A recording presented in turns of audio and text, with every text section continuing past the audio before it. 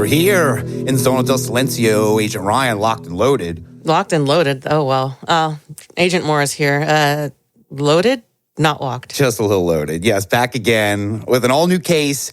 After we got a little bit of light duty in our last outing, it being that field report from Mothman Festival. Yeah. I still feel like you were working too hard. I thought that was them being nice to us and giving us a vacation. But, that just goes to show that you're working hard even on vacation time. And I think they're going to take note of that. So I hope so. And it was an exciting trip. And it was fun. I kind of feel like an equipment upgrade, though, might have been in order for any maybe future field reports. I'm not totally against the cassette recorder, but maybe we can get issued maybe a better one, maybe a nicer microphone, Yeah, I will say, I think that they kind of forget that outside of the Zona, we can actually use a lot of different technology, digital even. Like it's okay to upgrade their equipment for outside. Yeah, it could do wonders. I know if the Zona and electronics are not really reliable out here, so we did the best we could. But going forward, a little slight upgrade. But we have our notes to get to, but before that, I have an update on our Faye friend, the Alush, who we had been trying to locate him ever since that little house was burned down, and we found him in very bad shape. It looks like he was dead, but thankfully, still alive. Dead. It wasn't looking good. You and I were able to get him to the medical facility, and that's kind of where you left off with this, yes? I mean, I thought it was dead, so I didn't know it was not quite dead. I thought so good. I mean, I'm glad to hear that. Maybe it just needed some water. No, it was a little more than that. I have an update for you in this situation, and I can't say if it's good or bad. You have to decide that. You ready for this? Sure. All right. So since you left, the medical staff, they were not able to really do anything to revive the Alush. Oh, and I get it. It's almost a mystical fairy being. They're not trained for this kind of thing. So I called someone in to help. Remember, I was deputized with that security team to solve this case. So I could take certain actions to, further the investigation. So I reached out to our old friend, the Bruja. The one help with the whole choose experiment, which did work, by the way. Oh, yeah? Okay, cool. So I brought her in to see Alush, and she was able to actually provide some answers to the mystery. So according to the Bruja, there's a reason there are no Fae in the Zona prior to ours. It's something about the magnetic anomalies, the general weirdness of the Zona, but it makes it very unhospitable location for these creatures. It's so bad, it can cause a madness. And that is what happened with the Alush we made. And we know this because the Bruja was able to communicate with them and found out it was the Alush who burned the house down. He somehow is lost its mind out here, and after burning his house down, he just wandered, lost, and hungry until the Zona, until we came along. It's kind of sad. That is really sad. I mean, what happened that was the best option for him? I don't understand what it is out here that certain beings can exist and thrive, others can't. Obviously, these can't. We didn't know that. But my thought was that, if we could take the Alush somewhere else, he'll get better, he can move on, case closed. Yeah. Well, it's not that simple. See, we created him, or I guess I created him in the Zona. Yeah, this is on you. Well, I created him in the Zona, and he has to work for 7 years in the place he was created. Those are the rules. This is terrible. But he's going to die out there. So I came up with a compromise, and you might not like this. We know the Bruja, she's able to change a human into a supernatural being. We did this with Lechuza. Yeah. Maybe she'd be able to do the opposite, change a supernatural being into a human. And if he's human, he could do his work here and not go insane and kill himself. She agreed to attempt this after being compensated, and I'm happy to report to you that she was successful. Alush is now healed, and he appears for the most part to be human, a human boy, in fact. He looks about 9 or 10 years old. It's kind of wild. Oh, and this is breaking so many child labor laws, I'm sure. He has to work here for 7 years, and then what happens to him? Or is he's human now, he's good? I think he can survive here and thrive, but there is one more small detail about this that you should know, but I think that is about to be addressed in this week's Notes. Here we go from the boss man, Issa, from his desk. For Agent Mora, your promised part-time intern to assist in current and future projects has now been assigned. Upon completion of this case, you'll be introduced to the newest member of the ZDS team, Agent Trainee Alex, who you are familiar with from his previous iteration as a Fae. Details of his employment will be provided upon his assignment meeting with you. Well, there you go. You have a helper. Awesome. The little guy lives. I closed a case. Something worked out nicely for once. Yeah, I mean, I feel like we don't suffer too much disaster. We do the best we can. Things could have gone a lot worse in the past, I would say. This has been pretty successful. And now it's just getting even better. Look, you And got a deputized, little employee. which I'm not sure that was such a good idea still, but there it is. And I've got an intern with lots of energy. A cool one at that. I know he's just a kid, but he did retain some of those abilities. But he's cool. He's cool. I've talked with him. He's a little mischievous, but he's one of us now. Yes, welcome to the team. I'm excited to work with him myself. So here we go for Agent Ryan for successfully closing the Lelouch arson case. You are now appointed as a full-time member of the investigation security team. This position comes with upgraded security and weapons permissions, as well as expanded access to certain areas of the Zona. Congratulations. Okay, yay. Wow. I kind of had a feeling when it got finished that, I would get to help those guys more. So things kind of worked they out. better appreciate this. Yeah, it's fun. It's more work, but it's fun. I was only trigger happy once, so... I mean, I've been way better. Look, I'm solving cases. We got new helpers. We're turning mystical beings into humans. It's without great. just randomly shooting at things. So that's really good. I'm glad that they're giving you the trust that you may or may not deserve. I'm glad. I'm nervous, but I'm happy for you. We'll see how this Everything's goes. going to be fine. It's smooth sailing. We got one more thing here. This is Zona Advisory. Agents, be aware that your current location in the Zona is known for producing mirages and other visual anomalies. Proceed carefully. That doesn't sound too bad. I think we can handle it. We haven't been this part before, but here we go. Now for today's case, case 12, dimensional slips. Yes, we are talking about dimensional rifts or slips, and we are well aware of time slips. This is something we have researched before, but this is different because, time slips involve people involuntarily traveling briefly to other times, the past or the future.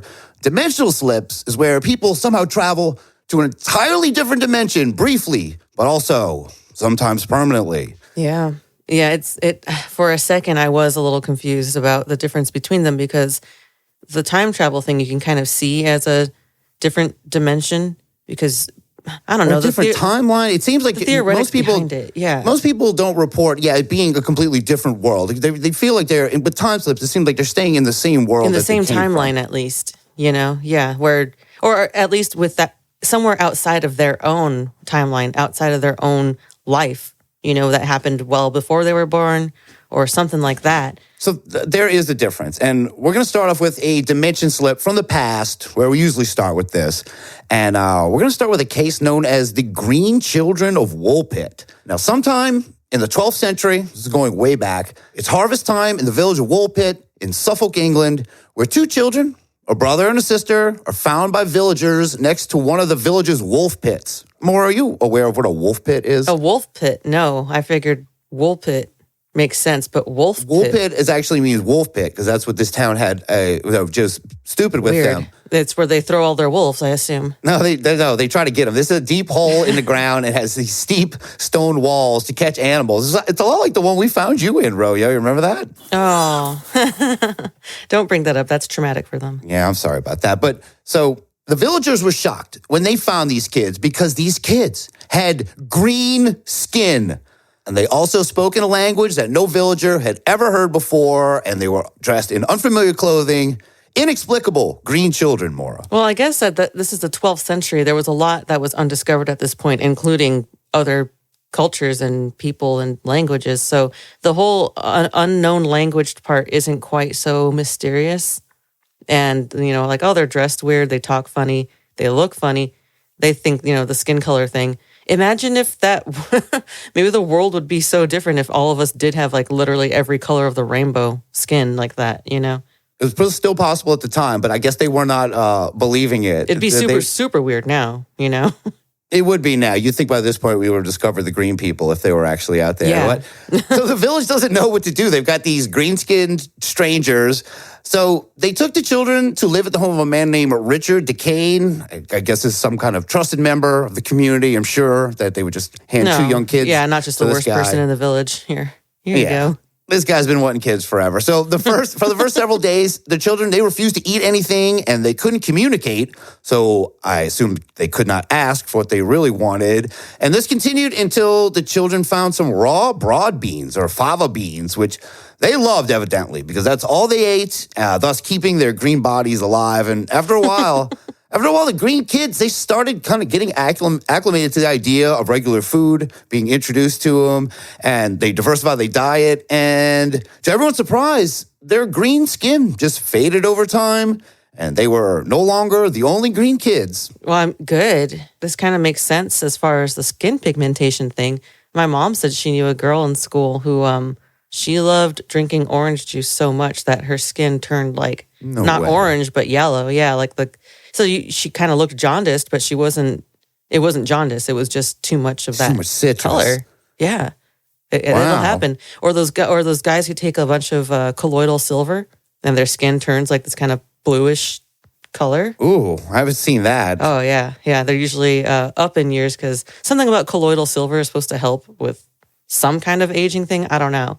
But yeah, there's definitely look of that guy. He looks like a blueberry. All right, well, maybe get a whole colored superhero team going on. Get the orange juice girl from school. Get the green Beat Girl's kids. going to look fucking goth. She's going to have really dark, like blood red skin. That might be interesting. It would be. But these kids, though, so they lose their green skin, and their next step in the integration into Woolpit village society, they had to get, of course, baptized. It's the 12th century. Godless green kids, that's one thing. Godless non-green kids, no way. Can't have that. Nope. But before they could be baptized, the younger of the siblings, the boy, he fell ill and just died. He was kind of sickly to begin with of the two. I think he just really didn't want to get baptized. He would do anything to not, I'll paint myself green, I'll pretend I'm a Martian, do anything. But so now they're left with just this girl, and she was baptized and taught to speak English, which was great because now she has some explaining to do. Who are you? Why are you green? Things like that. She can now answer. And the girl explains that her and her brother got lost while following some cows into a cave. Cows into a cave? These were cave cows, and they got lost in the cow cave. And while they were in this cow cave, they heard the sound of bells in the distance. And they followed the sound until they found themselves near the wolf pit. So according to the one person alive involved, some kind of interdimensional cow cave? Wow, that's interesting because... I mean, for one, why are you following cows? And then two, why are there cows in caves? This obviously is a different dimension that they were in because it's a world where cows live in caves. And then they heard the bells thinking, oh, right, that's where the cows are going because cow bells in the cow cave. But then they found some kind of doorway into here. Because yes, their dimension sounds much different than ours. This girl claimed that they're from a land called St. Martin's Land. So I guess they still have some form of Catholicism. It's a different dimension. That is interesting. But Jesus is still there. And this was a place that was eternally twilight and the sun never shone. And I guess that explains why they're green. Definitely. And also everything in St. Martin's Land is green. And the girl who they believe took the name Agnes, we'll just call her Agnes. Agnes stayed in the house of that Richard DeCane guy where she worked as a servant. And she was described as, quote, very wanton and impudent. Yeah, sorry. Yeah, so she was horny and disrespectful, basically. Not horny? What? I think it just means bratty, like outspoken and misbehaving. Basically, she was not a cool kid. She was not a polite, nice little girl. She was a brat. That's what that sounds like. A brat from a green dimension. And green brat. The green brat of Wolpe is what they eventually named. But I guess she wasn't green anymore. She just healed up after learning to eat regular food. But I don't know. I really want them to be from another dimension. But there is no land underneath us that is full of green people, which would be some kind of explanation. That we know of. Well, I think at this point we would know. How? Wait, I'm sorry. Think about it, though. There's so much of our topical surface planet that we haven't explored, and you think we're gonna uncover all of the stuff underneath us? It's double. It's the Earth doubled. It's true. A lot of people do like to talk about underground societies and stuff, especially focused around Antarctica and things like that. But Shit. Out there in the Appalachians. Out there in the Appalachians, there's different dimensions. Does it count as a different dimension just because we haven't found all the caves and tunnel systems and everything? I think Kentucky, it has like the largest cave system ever in the whole world. They're all interconnecting, but have not been thoroughly explored, and you don't know what's down there. You don't know. Could be green kids, could be goblins, as some people like to think. But there's some differing explanations for these green kids might be that don't involve them slipping through a dimension of cow caves. And there is a folklore that some people think there's just a folklore tale. It's just describing an imaginary encounter with the inhabitants of another world, maybe either, like you said, subterranean or extraterrestrial. and or that it's some kind of real event that's just kind of jarbled around a little bit. Yeah. There's a guy named Paul Harris who has like a really down to earth explanation, saying that he thinks they were children of Flemish immigrants who arrived in Eastern England during the 12th century and that were later persecuted after Henry II became king. And he thinks the children's homeland of St. Martin Land was a village called Fornham St. Martin, and thinks that their parents might have been Flemish cloth workers that settled there. And at this time in that area, there was a lot of violence going down, a lot of violence against this Flemish people. And they think that maybe the children just fled and they just wandered to Woolpit, disoriented, I don't know, couldn't speak any English, were very sickly, believe that they had something called the green sickness, which is kind of dietary deficiency. That's a very, very down-to-earth explanation. Yeah, and it makes sense about her not really knowing the name of it since she didn't speak English. Maybe that's the best translation she could come up with was St. Martin's Land because she figured, oh, the land of... She's still a child, too. You know, she's just using the words and terminology that a child would put together. That sounds like a very plausible explanation, more so than cow cave portals. It's true, but yeah, I don't know. You kind of want to believe. I know these stories get, jarbled over time and everything. And yeah, another thing is that they think it was chlorosis that they suffered from, and that with a better diet just disappears. I know, but you would think they would see enough of that at that time that a green child wouldn't stand out to them as much. Well, I don't know. It's the 12th century. They don't see much. Like you typically live out your entire life in the same, 12 acres of like your village and whatnot, and there's not a whole lot of like exploring. The people who do go out exploring either get diseases out there and die or come back to just talk about it, but not a whole lot of green-skinned people out there even. I think the whole vitamin deficiency thing makes a lot of sense. Just the fact that all they would eat are these green-colored beans, not green beans, but beans that were green, that raw, couldn't have been good for them, and they don't know any better, and so I don't know, that does seem more plausible. It does. You kind of just want them to be from that other dimension, though. You want to go find this cow cave. You want that too, yeah. You want to find the green. Because the way they describe it, though, eternal twilight, like that doesn't sound like an actual place. Everything's green. Well, everything green, maybe. Yeah, look, and I've never been to wherever you said they were from. I forget. But Suffolk, England, yeah, Woolpit. Well, yeah, that's where they wound up. Where did you say they came from? From something called St. Martin, actually. I forget the actual full name of it. It definitely had St. Martin in it. It was like Fornham St. Martin. I don't know. I don't know. I forget. You mentioned some Flemish. That's what she... Yeah, they were Flemish. So I don't know how far away that is and everything from Suffolk, but it's still, it just, it does make sense that's, I mean, look, it is dark and dreary, that whole area. Maybe it's just overcast all the time and That's raining.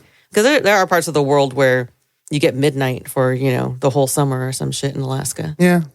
I guess it's further up north, but, I don't know. It's an enduring story, though. It's a good, kind of introduction to the idea of the dimension shifting. Because there are people that, there was definitely widely covered, at least for the time. Like, it's so weird when these old-timey stories get covered so much that they're still known to this day. But I think it leads into, a lot more of kind of the modern idea of these things happening. Because there are a lot of instances, well-known instances of quote-unquote dimensional slips, yeah? Yeah. I'm really interested in the ones that have to do with, somebody experiencing kind of more than one alternate reality, because finding the people who claim to come from some place that you can't really describe, that's very poignant. Like there was what was it? I think there was one that I've looked into before. That guy, there was a couple. There was one who known from the kingdom of Taured. Like he was traveling. This was in 1954, and he was stopped at an airport in Tokyo, and he going through customs. Explained that this was a business trip that he did many times. His first language was French, and then he also spoke, obviously Japanese and like Spanish and some other languages. But they were looking at his passport, which looked legit. It had all the stamps and everything, all the dates from the previous trips he had taken. That all checked out, except for where he was from. It said, I think the city, it was named like Infopolis, like info, polis, so like an information city. Information, yeah. Kingdom of Taured, and he was trying to describe where he was from, like the countries. He's like, it's in between France and Spain, and they showed him a picture of Andorra and said, is this what you mean? And he started getting upset, saying like, Andorra is not a real place. What happened to my country? And I love this story, the man from Torrid. I mean, because it's one of those ones that's actual documented that he had to have encounters with actual people for it to be known. Yeah, that he had checkbooks and everything and a hotel reservation, but the place that he had a reservation with never heard of him. The company he was supposed to meet with had never heard of him or his company. And the checks, they looked up the bank that it was from. They couldn't find that it existed at all. So they just, put him up in accommodations and they decided what to do with him. And then next day he was just gone, completely vanished. And so, how do you explain something like that? You really can't. It's like, you really can't. It's one of those ones that you get. It makes you think about, well, what about the ones that aren't or have any kind of documentation where some person inexplicably shows up? Maybe it happens that you don't even know it if the world is that similar. But to be in a place like that and be traveling, to go, coming from your country that you're realizing doesn't exist at the time.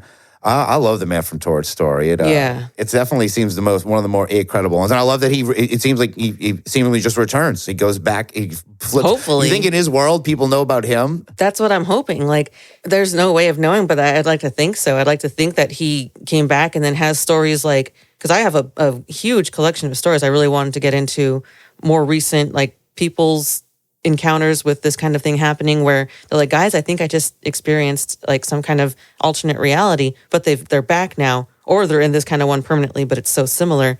I'm hoping that's what happened to him, where he goes back to his time and is like, you guys, I just wound up in a different place that did not even know what this country was, and it was terrifying.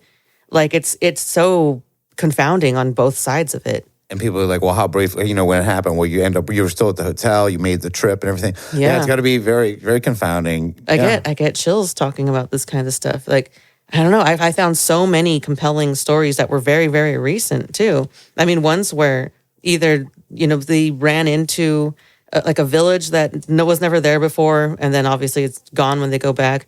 But that could be a time slip one too. But there was this one that really was kind of freaked me out because it sounds like they are now permanently in this quote unquote new one that they were not aware of before. And wait, would that be ours? So is ours their new reality? Yeah, I suppose so, because they posted to the internet in our timeline because that's how I found it. So I guess they are that's true. Stuck in our timeline. It's says they slipped into an alternate reality while driving home from work. So I'll skip a lot of the kind of background about their work schedule and everything, but just they started feeling kind of weird about a couple hours before they checked out of work, kind of feeling this kind of disconnect between like, okay, my body's here, but I feel like my mind is somewhere else. I get that all the time, so I understand that. And they kind of forgot about it. And then, but as they were driving, and they had to leave work late, actually, this is important. They had to leave work a little bit late because they needed to turn off all the power in the place that they were working, or because the city was doing some kind of energy, whatever. But if they didn't, basically everything would get fried. If you leave your stuff plugged in and everything. Sure. That happens. Like, all right, sure. So they did that. But after that, when they were driving home, they started feeling like a lot of anxiety building and felt like they were going to have a panic attack. And they're trying to ignore it. But then as they're driving, just like trying to look around, they look to their left and see this huge semiconductor plant all lit up that had never been there before, according to this person. They had never seen it. They've been living in this place for a while, been working at this job for like 6 months, knew the commute very well, never seen it before. So they're kind of freaking out to the point where they pulled over on the side of the road, just trying to process what's going on. And finally just kind of trying to reassure themselves, get back in the car and just keep driving. Like, all right, maybe I'm just having a weird day where my memory's off. A few minutes later, their boyfriend calls and asks if they could pick up some McDonald's. Sure, okay. They go to the one that they go to all the time. And, the anxiety starts to, subside. Like, all right, okay, cool. I'm back McDonald's in reality. Is still here. Yeah, going to McDonald's. That's a great centering I just place. didn't notice this giant plant just was being built this entire time. Maybe I'm going through something. Just always thinking about McDonald's so you don't notice the construction. Yeah. So, that's fine. Pull up to the McDonald's and the panic kind of returns when they realize that the person working there, they've never noticed before. And so they asked, like, how long have you been working here? He said about 2 months now.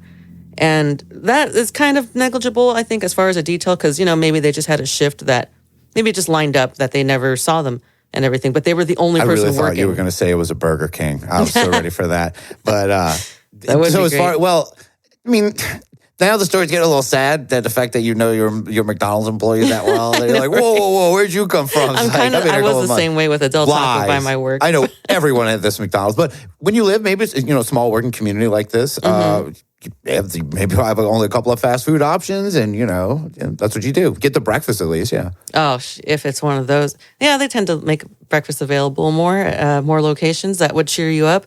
Except it did not cheer this person up because there was nobody else working there at all. It was just this one employee. So they got kind of weirded out again.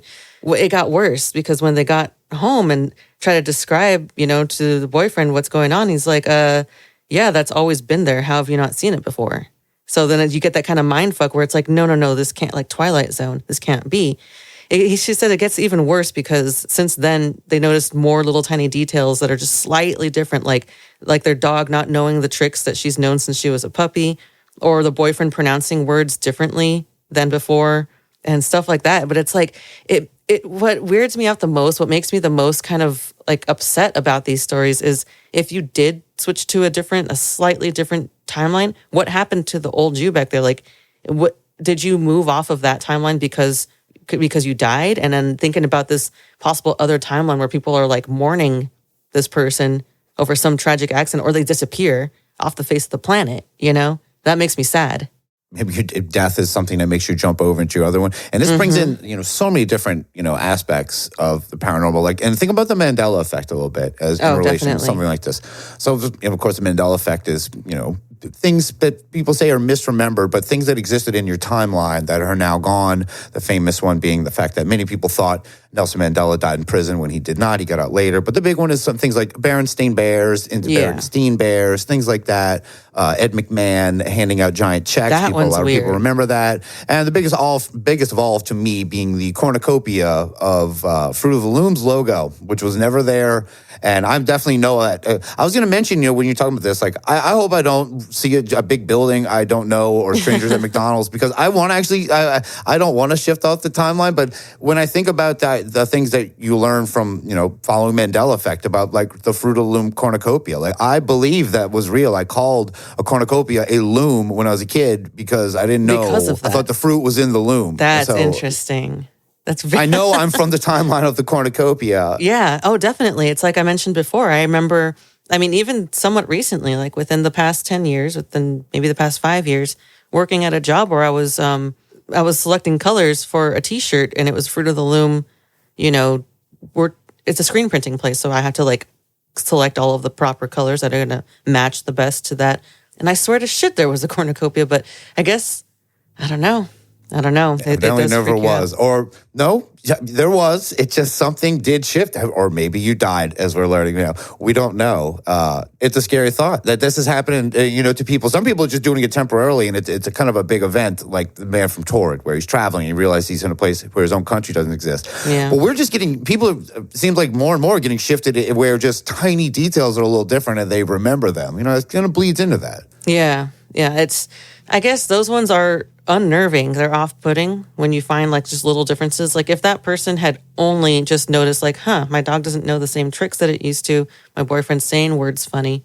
That's fine. That's kind of inconsequential and everything. It can leave you a bit shook, I guess. But the whole there's like a whole massive power plant. Like this person over that power plant incident wound up, having full-blown panic attack, curled up into a ball, like, I don't know what's happening, as you would if you found yourself in the Twilight Zone. But you had mentioned before, is death one of those jumping off points where you just wind up in a different timeline? And like, I have to wonder, because I did find a couple stories like that where this person is saying like, dude, I just died. Like I saw, like it happened, everything happened. And then I'm back where I was. I'll shorten it as best I can, but this person got a phone call from their next door neighbor in the evening asking if they can help him move a mattress into his upstairs. And it's one of those big heavy ones. So I was like, all right, of course, we're good friends. This is fine. And his friend, who I guess happens to be a priest, I don't know if that's important, was also there to help. And so they all got it moved and everything back up in place. But then after that, the neighbor asked if he can also help them move an armoire upstairs. And they were like, all right, fine, sure. We're already doing it. We'll pull it out of his travel trailer and start bringing it up the front stairs. He says, this is where I died. The front stairs are 11 steps. I was on the lower end, and the armoire is about 6 steps up when my neighbor and his friend lose a handle on the armoire, and it comes crashing down on me, and I fell backwards towards the pavement. And then suddenly I wake up in my dining room to my phone ringing and my wife asking, "Are you going to get that?" And it's his neighbor asking if he can help move the mattress. Whoa. So he goes over there. I know I got goosebumps just right now. So he goes over there, meets the friend again and the neighbor. And this has been the first time that he met that priest friend, but he's meeting him again for the second time, apparently. And he says, "Okay, I can help you with the bed, but I cannot help with that armoire." And the neighbor was like, "How did you know about the armoire?" And so he told the story. He said he spent the next hour talking with the priest friend and he had so many questions. And, the neighbor didn't believe it until he described the upstairs bedroom in perfect detail down to the metal mattress frame on the floor, the intricate headboard leaning against the wall.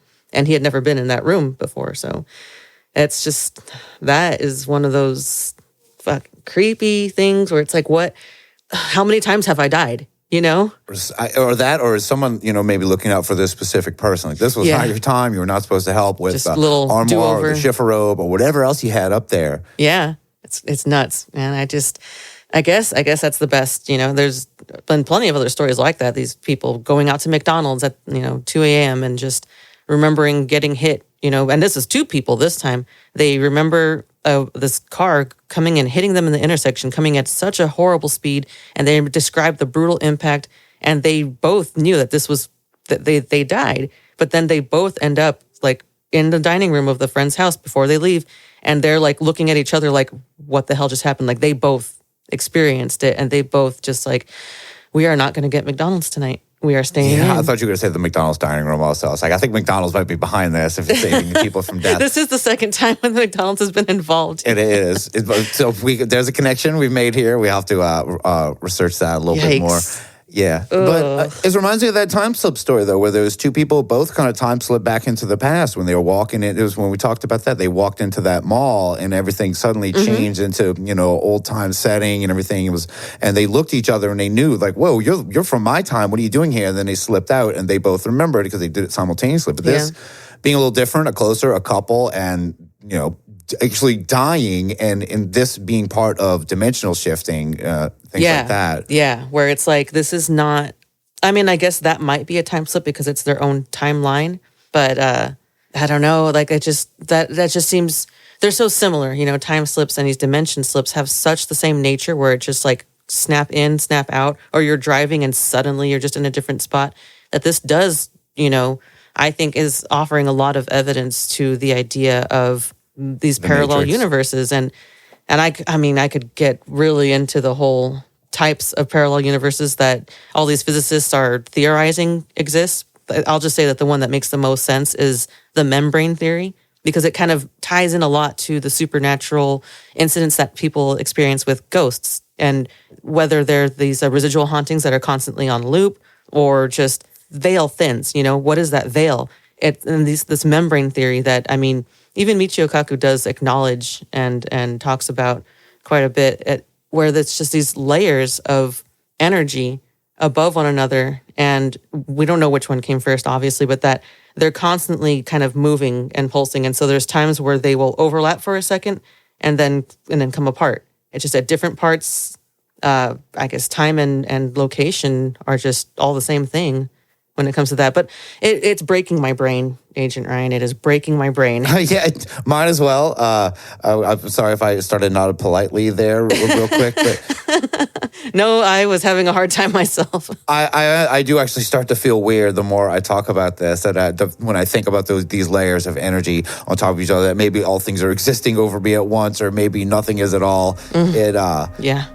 So I've got one I want to talk about. So I've got this is a dimensional slip, and thank God it's Spooktober. And I'll tell this one is a little bit scary. It almost plays off like a horror movie. Now, it's a little bit older, but I'd still consider it modern. This one is from 1972. I want to talk about this place. It's Gadianton Canyon. Now, this is located in Utah near Highway 56, and people believe that this is one of those places like we're talking about, that is some kind of portal, maybe to another dimension. But it's a portal to an evil dimension. Oh, boy. It is a portal to a weird hellscape that has been long known to pull in wagon trains or caravans of people to never be seen again. Like a Bermuda Triangle thing. It is, but it's in the desert. Sound familiar? Yeah. It is also home to a criminal organization, at least according to the Book of Mormon. The Book of Mormon plays a role in this canyon, and here it is where the Book of Mormon claims that a man, Gadianton, he became the leader of Kishkukum's secret group, and he arranged for Kishkukum to assassinate Chief Judge Helaman by promising that if Gadianton were made Chief Judge, he would appoint the other members of the band to positions of authority. And then Kishkukum was apprehended and killed by one of Helaman's servants, and Gadian and his followers feared the same fate. They fled into the wilderness. And within 25 years, Gadianton's band had grown into a large criminal organization known as Gadianton's Robbers and Murderers. Incorporated. That's what they were officially called, with both Nephites and Lamanites among its members. And in 26 BC, the Gadianton robbers, they assassinated Chief Judge Caesaram and his son. There you go. A little Mormon Bible study for you. Wow. I did think for a second you were going to say that their band had grown into a full crime orchestra. A full ensemble, and they took to the road. Orchestra sounds like organization. I think that they missed an opportunity there. But cool. I'm curious where the dimension slip comes in here. Yes, well, we had to get through there, but it does seem to have a history of being one of these places that is talked about, maybe a thin area, a powerful area. It is like the Zona, though. It is a weird desert hotspot. And on one night in 1972, 4 girls from Utah, these were college girls, they were driving back from a popular rodeo that they had attended in Pioche, Nevada, and it was late, and their dorm had a curfew. These are college girls, so they were cruising back to the dorm after the rodeo in their 1971 Chevy Nova when they came to a fork on the road on Highway 56, and they opted to take a road that led off of the highway. It kind of looked like a more direct route, but this would have them driving through this place, Gadianton Canyon. So they're driving further into the canyon, and they notice that the road starts to switch from asphalt to more of a cracked concrete. And eventually the road just ends. This canyon became more and more narrow, and they run into a rock wall. They can't go any further, and they kind of know they're kind of screwed at this point. They're not going to get back in time. They're going to get in big trouble. So they turn around, they try to make their way back to the highway, and then things started to get weird. Suddenly, as they're driving, the landscape is different. Instead of the desert vegetation, they now see just huge, lush fields of wheat. And they also notice a lake in the distance. It is nighttime there, but the moon is shimmering off this beautiful lake in these rich wheat fields. So they move further, and they start even noticing tall ponderosa pines, and that is something that wouldn't be found in the desert or in Utah or Nevada, for that matter. And they start thinking that they were in a little bit of trouble, but there might be some hope. They see a light in the distance. They notice some kind of big light, and as they get closer, they see this is like a diner or a roadhouse out there. So, they're maybe in a different kind of place. They feel like they're more, this is earthbound still. They notice it's a neon sign, but as they get closer, this neon sign is in a completely unknown language. It's made up of these weird scribbles. They don't quite understand what's going on. It has a big parking lot, and they pull up. They're going to ask for some help, but is then that one of the girls in the back seat, she gets a good look at the patrons of this diner, and she screams immediately. She notices these patrons are not human at all. Oh my God. She tells the girls, hit the gas, go, go, go. As she does this, the door flies open, and these very tall, very strange looking humanoids come out. Described as kind of very Hills Have Eyes looking, kind of like our stupid humanoids out here. It sounds like that they are in this strange humanoid monster universe. And monsters are staring at, I'm just going to call them monsters. These monster guys, they're staring at them just as much shock, looking at this 71 Chevy Nova as they are looking at them. They don't know what is going on. So they kind of have a mutual moment where they're kind of like both screaming at each other, and the weird monsters are screaming some kind of language at them. So they take off. They just cruise out of there. They don't know what to do. And then they notice headlights approaching behind them, or at least one headlight, because they were being chased by egg-shaped cars. These monsters, they had egg-shaped cars. Now, these cars had one headlight, and they had 2 wheels in the front and 1 in the back. So it's not very efficient. Very tall. So I guess it seemed to work out, because the girls claimed they got up to about 80 miles an hour, but these eggmobiles, they could keep pace.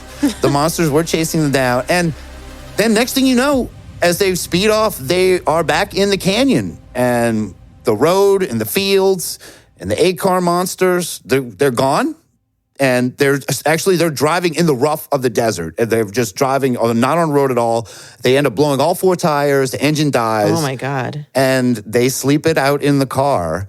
And it wasn't until the next day they go look for help. They were about 2 miles away from Highway 56. They're assisted by a police officer named Victoria or Vic Lindquist. And she takes their account. And she takes note of the situation. As a police officer, she notices that there are no tracks anywhere between the main highway and where they ended up, where this car was crashed. That's weird. They were like I said, about two miles off there. And I don't know.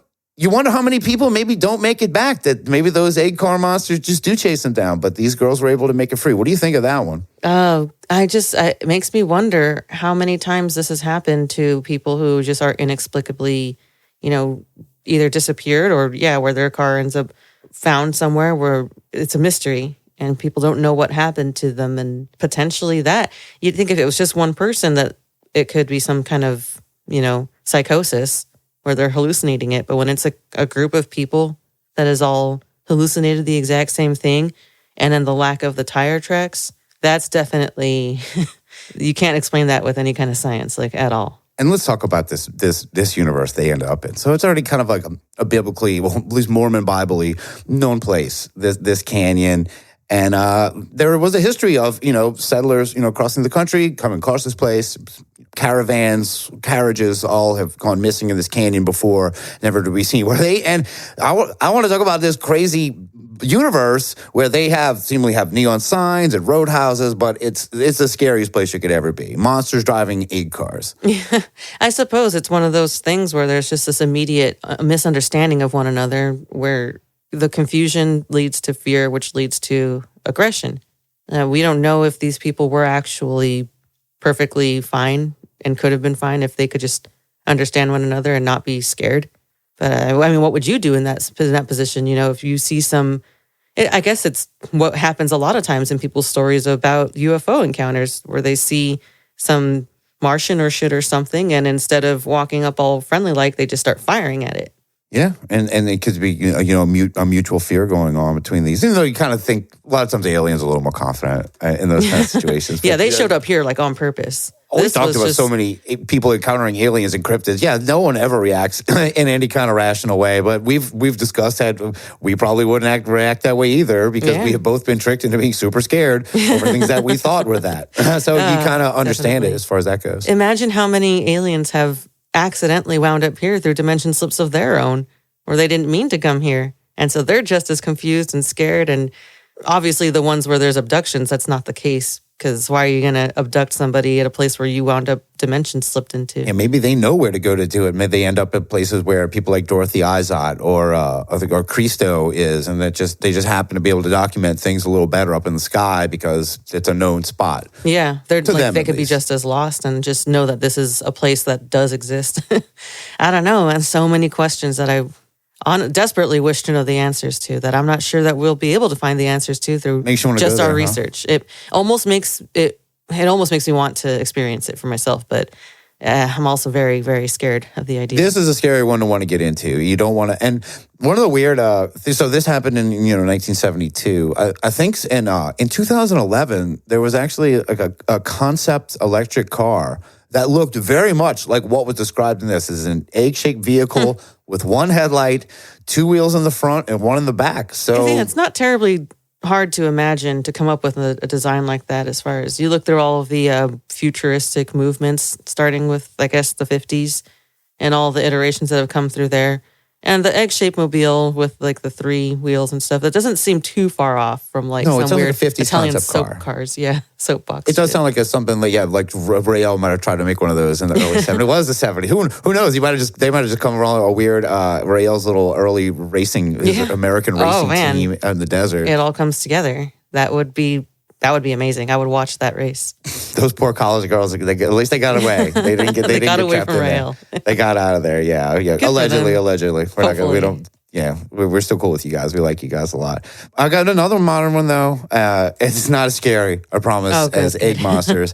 But maybe I'll let you be the judge. So this is a story we've talked about before, and this is a story about a man named James Richards who claims that on September 9th of 2009, he came into the possession of a cassette tape of a Beatles album that was never released. And in fact, what is it not only never released, Richard says on his website, it was recorded many years after the band broke up. And no, he's not talking about Klaatu. So this is Richard's story. He is in the possession of a Beatles recording that does not exist in our dimension. So here's the story. Richard said he was in Del Puerto Canyon, another canyon, chasing his dog when he tripped and fell unconscious. When he woke up, he found that he and his dog had been transported to a parallel Earth by a man named Jonas. Now, this kid, Jonas was from an Earth where traveling to parallel universes is commonplace. That this is just something they know how to do. And that he happened to be in our particular dimension, our universe, and he found Richard unconscious with his dog. And since there was no one or no place available to help him, Jonas took Richard and his dog with him to his own Earth. So he takes him in his house. And he goes on to, revive him, and they just talked. Jonas and Richards hung out. They found out there was a lot of similarities between the two worlds. And then they started talking about music, because they're a couple of chill guys. Yeah. And they started talking about the Beatles. And that's when Jonas from Parallel Earth mentioned that his brother had attended a recent concert of theirs, where in this world, all four original members of the Beatles are still alive, and they are together. And then Richard had to tell him, well, in our world, only two members are alive. They stopped in 1970. They did not put anything. They started putting out a bunch of solo albums. But Jonas is like, no, man. The Beatles, they're still together. And he showed him. Don't worry, Wings never happened. He showed him a room where he had his Beatles collection. Here's this guy, and this guy had so much stuff. And so Richard said that of the cassette tapes Jonas had, that he saw that there were four Beatles albums on cassette that he did not recognize the titles at all. So he asked him, of course, he's like, can I have these? Can I bring these back? And he was told, for his own safety, that he could not take any kind of souvenirs back from that dimension. That is a big no-no in dimension slipping, is taking back souvenirs. There's no timeline to disrupt, though, if they're all so different. It should be inconsequential. All of those dimensions and timelines would have already existed because they're all possible. And why is there one where they can go between? Yeah, that's not fair. I want to be on that one. Yeah, leave me there. I'd be like, can I just stay here? I don't want to actually go back. It's just me and my dog anyway, and I'm evidently getting knocked myself out in the desert. I'm probably going to kill myself out there anyway. Yeah, if things were so rough, that could be a thing where it's like, try another dimension. And that's how you know if you're a real loser, where you fail in every single timeline. Sorry, that got dark. Oh, no. Well, maybe, who knows? Maybe he wanted to go back. Well, evidently he couldn't stay anyway. One, he's not welcome. Two, he's trying to steal things and bring them back. But he doesn't listen to Jonas anyway, and he managed to pocket one of those tapes while Jonah was distracted. And later on, his dog, transported back to Earth, and he has this stolen souvenir as proof of his story. And we have heard this before. So what he brought back is a Beatles album from a parallel Earth. And the name of this album is Everyday Chemistry. And you have heard this, correct? Yeah, I do remember this. So Everyday Chemistry, if you listen to it, it's definitely the Beatles you hear on there, but it's not what you would expect, because it is, to us on this Earth, on this version of Earth, it sounds like a mishmash, a mix-up of a bunch of different Beatles solo projects. There's some Paul McCartney solo stuff. There's George Harrison stuff. There's some Lennon stuff. It's not cohesive. It's the thing. It doesn't sound like a put together full on, like the way previous albums have. I mean, even Abbey Road, which is a bunch of left on the cutting room floor snippets that was put together. Even that sounded more cohesive than what this one does. Yeah. It seems to even add modern elements too, where the way the beats are put together to kind of unite the whole tracks doesn't sound like something that would. But it's hard to tell when these Beatles albums were recorded. Yeah, I mean, in that dimension, the Beatles may have done a lot of different drugs, and then who knows what they were going to sound like in the 80s. That's true. And I feel like what we're hearing is supposed to be maybe a late 70s, early 80s iteration of the Beatles, the Everyday Chemistry album. And you can argue, I think the only argument you can make to soundly say, well, this maybe this is the Beatles, what they actually did. You could say, well, yeah, it was from their solo albums, but, they were going to write that stuff anyway. That was already in their head. And so they just would have done it together, All their solo projects they would just been like, well, I wrote this one riff, and he's like, well, I wrote this lyric, and it just ends up this giant mess. They would just start a whole new band. That sounds like how most bands start up before they realize what their sound is. So why would they unravel and devolve that way? And like, you know what? Yeah, let's put together an album that's everyone's solo projects. Like, no, that's why solo projects are made. Maybe that was their secret the whole time. They were doing that the whole time. You just didn't know it. You didn't know that they were, absolutely. Of course, the Beatles, most prolific bands of all time, greatest songwriters of all time. To hear this, see, I actually would like to believe this, that maybe it is. I'd love to, yeah. But I can't, I know it's impossible to get past the fact that I think the Beatles would make way better music than Everyday Chemistry, even on their worst day. Yeah. I mean, we've heard some stinkers and stuff. That's usually if it's just a Ringo song or something like that. I am definitely inclined to feel that it would sound better. They would get better and better, not, become more compartmental within an album and be like, well, here's the Ringo parts. Here's the George Harrison part. Like, exactly. It doesn't make sense. Here's the Paul line from that one album that you love. And it is an interesting, I mean, if you're a fan of the Beatles and you like their solo projects, it's a fun, almost like mixtape to listen to, but it is hard to buy into. There's a lot of good, modern dimensional slipping. This definitely should be covered as far as these go, but it's a hard one to buy. And if it is just an internet prank, which I'm sure 99.9% it is, it's kind of well done. He put the music together, he made the website, he had the story, or it actually happened. Yeah. Like I said, I do hope that it actually happened and that maybe it's just drugs that made them worse. But then in which case, what would you rather have? Would you rather have Bad them Beatles fade out or dead Beatles? Yeah, you'd rather have the dead Beatles, huh? No, well, you just don't know. Do you want them to go out with a bang, or do you want them to fade away and just kind of get crappy over time? I don't know. I'd like to see what else that guy's world's got more than anything. I mean, it's like I like the Beatles, but not Yeah, I just want the timeline where I'm able to jump around between dimensions and you can take a vacation in another timeline for a bit. That'd be nice. If he talked about that spot, whatever it was, and we could maybe go there, knock ourselves out, and just wait for the dimensional traveler to go. Oh God, there's more people. No one's here to help. There's a dog involved. We'll get these big old rocks, and we'll just like hurl them at each other's heads. That should do it. Okay, you can't knock when he yourself revives out, right? us. Yeah, we've got all kind of stuff from ZDS. We can knock them out. Let's just hope. Let's just hope there's an interdimensional stranger that wants to help us out. For one. That's a lot of factors to count on, I suppose. It is. That's what makes these things so hard to repeat and study, is the details like that. Well, how do you get over there? You can't just make an accident happen, and you can't just have an interdimensional traveler come to you. But man, it would be cool if you did, because you could go back and use his technology. I will say, it seems like the biggest denominator here, the most common thread I can find in all of these things that take place is some instance of huge amounts of fear. Typically. I mean, there are some stories where it just happens out of nowhere. They're like, whoa, wait, where the hell am I? But the majority of these stories that I read and hear about, it's something's happening where it's either some chaotic, traumatic event that's occurring, or you're at an impasse where you're like, oh, a point of indecision where like, I really don't know whether to go left or right here. And then that's like where a bunch of things spawn. But really, that's at any moment, any point of the day, you have, hundreds of different decisions to make at any point. And that's where my brain starts getting really, really overwhelmed with the notion of the infinite timelines. That's when it gets into that idea that for every choice you don't make, maybe there's a universe where you did make that choice, and that there's, things just branching outwards constantly, and you're staying on one line, but you're creating ones at the same time. Mm-hmm. How do we figure this out? How do we get to that guy's dimension? But it's probably not real. It's made up the Beatles story, so it makes it so hard to think about that all the time. Like as a kid, I used to think about that all the time. Like, yeah, I'm just riding in a car right now, having a good time, or just I'm sitting in a restaurant, like enjoying like a nice meal.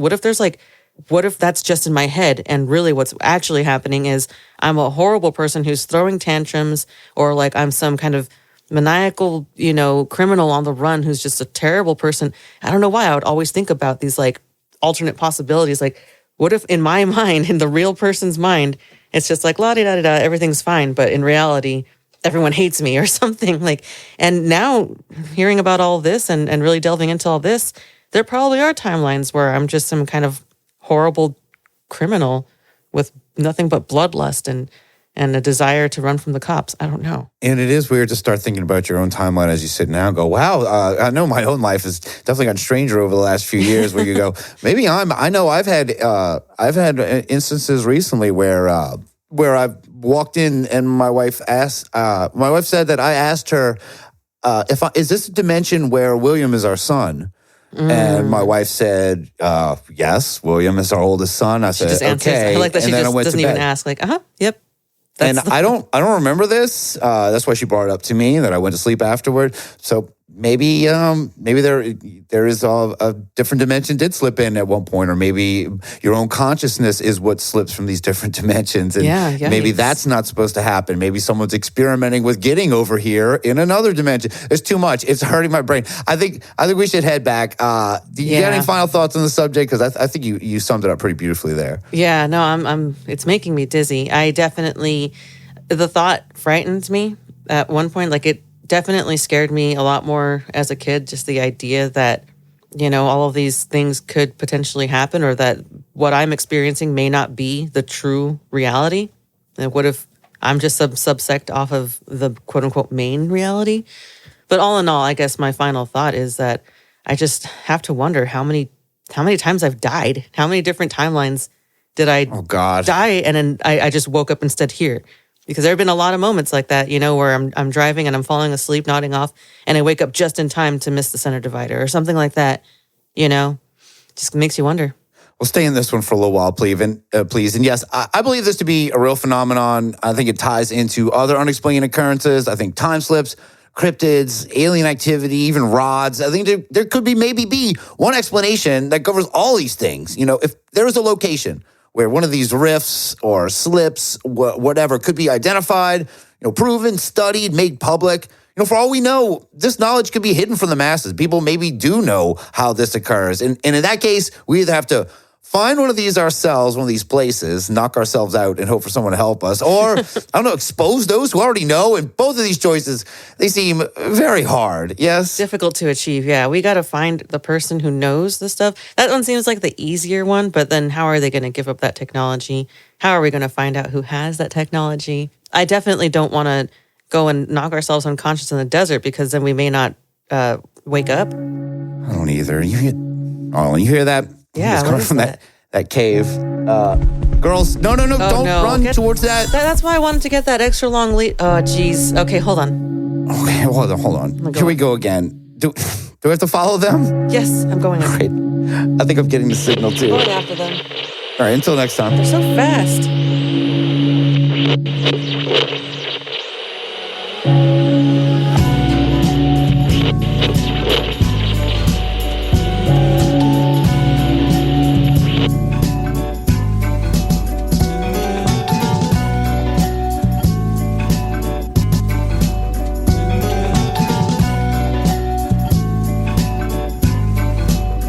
Zona del Silencio is underwritten by ZDS Inc., ZDS R&D, and the Zona del Silencio Media Outreach Department.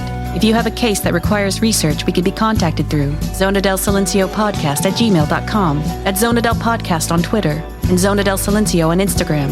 ZDS. Research, observe, disseminate. Some days I don't